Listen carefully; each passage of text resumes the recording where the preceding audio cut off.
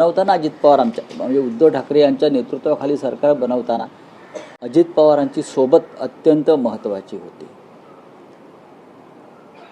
जेव्हा सरकार बनलं आणि मुख्यमंत्रीपदाची शपथ उद्धव ठाकरे यांनी घेतली आणि शिवतीर्थावर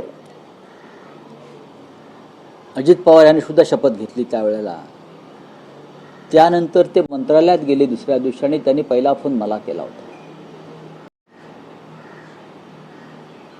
आणि त्यांनी हे सरकार बनवताना जे कष्ट आपण सगळ्यांनी घेतले त्यांनी विशेषतः माझा उल्लेख केला, त्याचं स्मरण आम्हाला कायम राहील अशा प्रकारचं वक्तव्य त्यांनी त्यावेळेला केलं. आणि त्यांचा स्नेह, जरी आम्ही एकमेकावर टीका केली ती फार कमी टीका करायची, टीका आम्हीच करायचो.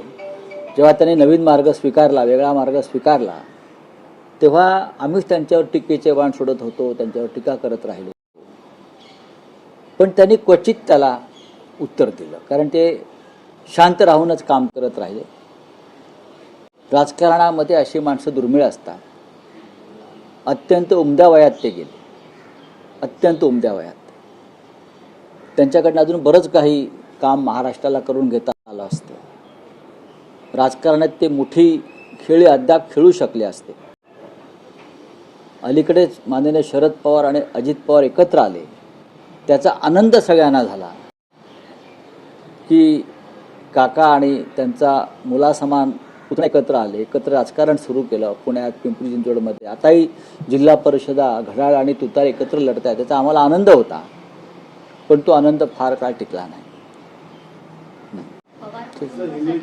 पवार कुटुंब हे राजकारण कोणत्याही थराला गेलं तरी पवार कुटुंब हे अभेद्य एकत्र कायम राहिलं. ते यावेळेलाही दिसलं आपल्याला अनेक प्रसंगात.